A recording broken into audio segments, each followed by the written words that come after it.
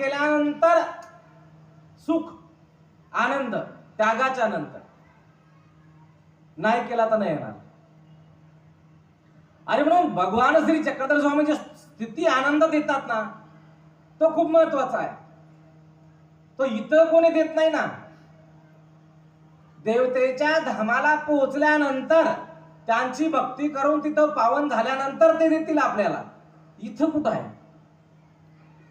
आणि म्हणून देवाने काय केला, या जगाला शांत करण्यासाठी, या जीवाला शांत करण्यासाठी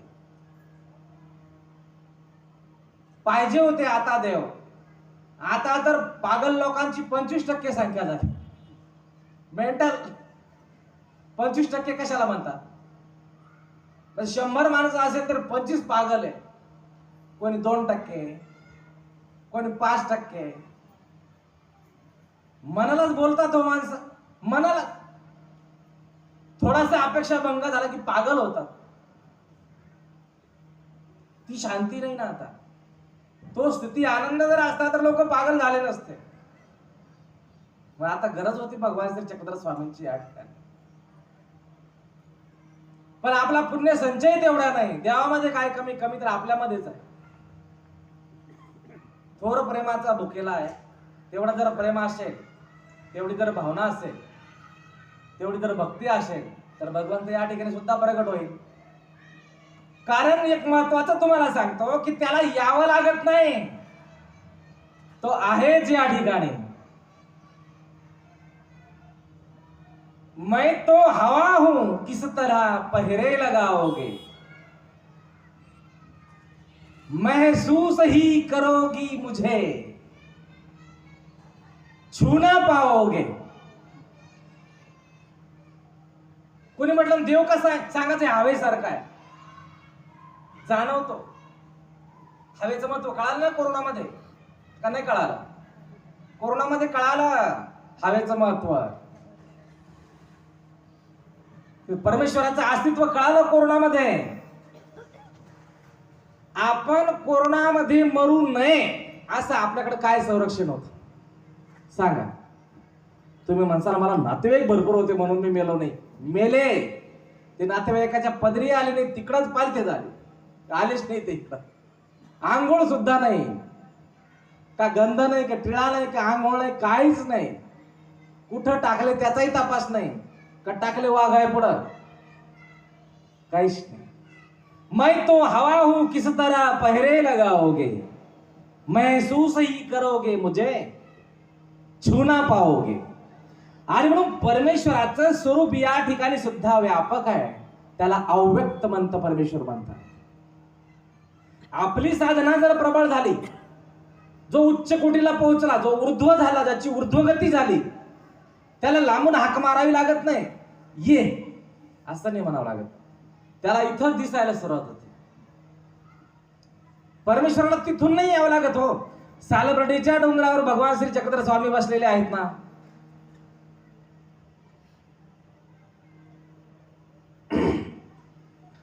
चक्रधरांच्या जीवनामधल्या गोठी जन्म आल्या माडू नदीच्या काठी.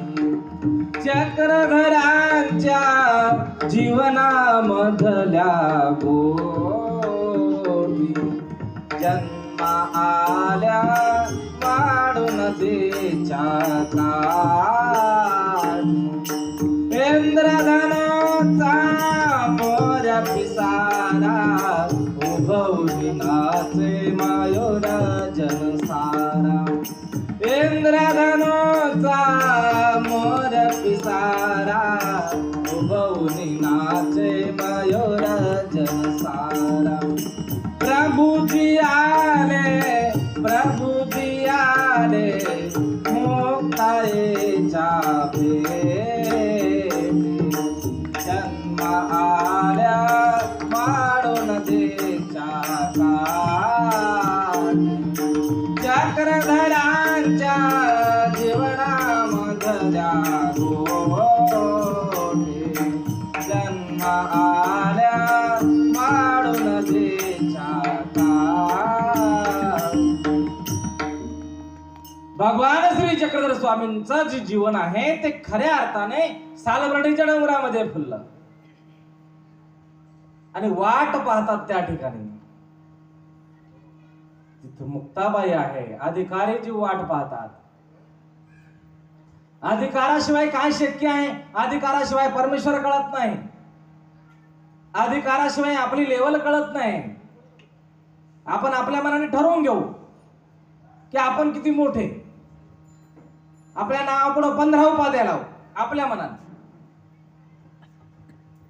ये तो प्रेम की बात है उद्धव, ये तो प्रेम की बात है उद्धव, बंदगी तेरे बस की नहीं है, यहाँ सदे के होते सौदे, आशिकी इतनी सस्ती नहीं है, ये तो प्रेम की बात है उद्धव. आपल्या मनाने उपाधी लावल्यापेक्षा ही अंदर की अदृष्टपर आहे. हे हृदयातल्या गोष्टी आहे. जीव स्वरूपावर जो अधिकार बनत जातो त्यावर पात्रता ठरते. आणि ह्या दिसणाऱ्या दुनियापेक्षा अध्यात्माची दुनिया वेगळी आहे. तिथं उलट आहे सगळं. इकडं जेवायला जायचं तर 200 रुपये मोजावं लागते हॉटेलवाल्याला, आणि इकडं जेवायला जायचं आणि भक्ताच्या घरी जेवायच्या जेवणावरून 100 रुपये दक्षिणा घे. आहे का नाही? उलट आहे की नाही? म्हणजे जेव पण घाला. ये तो प्रेम की बात है उद्धव, बंदगी तेरे बस की नहीं है, यहां सरदेके होते हैं सौदे. सरदेके शब्दाचा अर्थ समजला का तुम्हाला? सर म्हणजे काय? मुंडका. इथं अध्यात्मामध्ये बलिदान देऊन होत आहे. एका ओळीमध्ये होतं ना, ते मला आठवण आता. मर कर भी अमर नाम है उस जीव का, प्रभु प्रेम में बलिदान का जीवन किया करे. इथं आपलं जीवन, आपलं आयुष्य, आपलं मरण इथं चिंता नाही. अध्यात्मामध्ये इतकं सोपं नाही ते. आणि म्हणून ह्या बाहेरचा जो देखावा आहे तो मागे राहून जातो आणि मग खरी पराकाष्ठा भक्तीची सुरू होते. ती अधिकाराने चालते. ती पराकाष्ठा अधिकाराने चालते. बोलणं म्हणजे झालं असं नाही, करावं लागतं. आणि ज्याचं जेवढं होईल त्याची तेवढी योग्यता वाढते. दिसत नाही कोणाला. आपल्याला माहित राहतं आपण देवाचं चिंतन किती करतो, किती एकरूप झालो आपल्याला माहित राहतं. आणि म्हणून भगवान श्री चक्रधर स्वामींची वाट पाहतात. सालबर्डीच्या डोंगरामध्ये वाट पाहणं चालू आहे. त्या ठिकाणी भेटीसाठी एक मनुष्य आहे, व्यक्ती आहे. पण संतांनी त्या ठिकाणी वर्णन केला, इंद्रधनुचा मोर पिसारा, उभवून नाचे मयूरजन सारा. भगवान श्री चक्रधर स्वामींचं वास्तव्य सालबर्डीच्या डोंगरामध्ये झालं. आणि मग काय, गोविंद घ्या कोणी दामोदर घ्या, आनंदी आनंद सगळीकडे झालेला आहे. इंद्रधनु त्या ठिकाणी प्रगट झाला, सप्तरंगाची उधळण झाली असं वर्णन आहे. लीळाभोग ग्रंथामध्ये वर्णन आहे. सप्तरंगांची उधळण झाली. भगवान श्री चक्रधर महाराजांना त्या ठिकाणी यायचं आहे.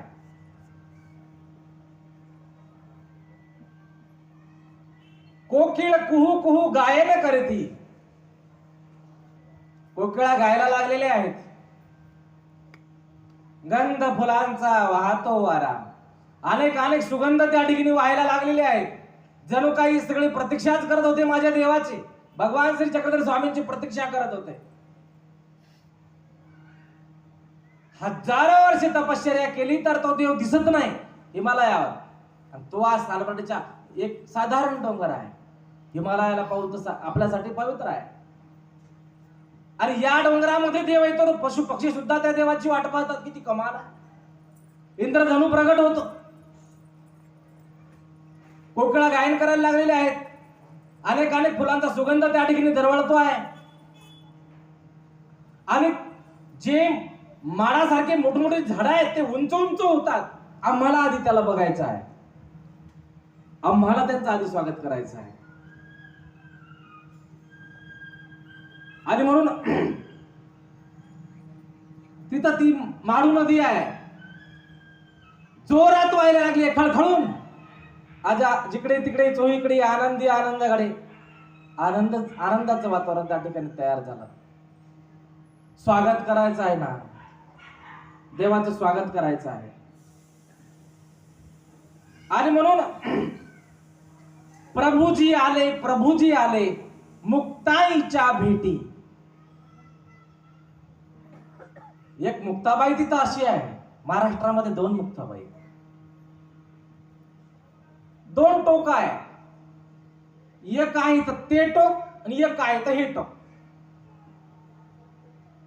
जसं आपण बोलता बोलता बोलतो ना, ते 2 माणसं अशी आहेत. एक आहे राजा, तो म्हणतो देवच नाही, हे एक टोक. एक आहे राजा, तो म्हणतो देवाशिवाय काहीच नाही, सगळं देवच आहे. 2 टोक झाले की नाही? काय म्हणतो फडणवीस? हेच तर सांगतो, चक्रधर प्रभूंचं अस्तित्व आहे सगळ्या ठिकाणी. महसूस ही करोगे, छू ना पाओगे. आणि म्हणून एक टोक आहे, माझी मुक्ताई मुक्ताई 10 वर्षाचं लेकरो, चांग देव योगी यानं तिला मानलं रे गुरु. अशी एक मुक्ताबाई आपल्या महाराष्ट्रात होऊन गेली. वय किती आहे? 10च वर्ष. आणि 16,000 का किती वर्षाचा तो चांगदेव, इतक्या वर्षाचा म्हातारा ऋषी, तो तिला गुरु मानतो. किती प्रचंड ताकदीची आहे ती. भगवद्गीतेवर एवढं मोठं व्याख्यान लिहिले आले संत ज्ञानेश्वर महाराज, तिचे बंधू आहेत. त्यामध्ये बरेचसे असे श्लोक नाही का? सुख दुःखे समय कृत्वा लाभा लाभो जयाजो, या श्लोकावर जर त्यांना भाष्य लिहायचं आहे ज्ञानेश्वर महाराजांना, त्यांनी मांडलं असेल का नाही? कभी दुख तो कभी छाव आहे ना, दुनियामध्ये येणारच आहे. समान माना.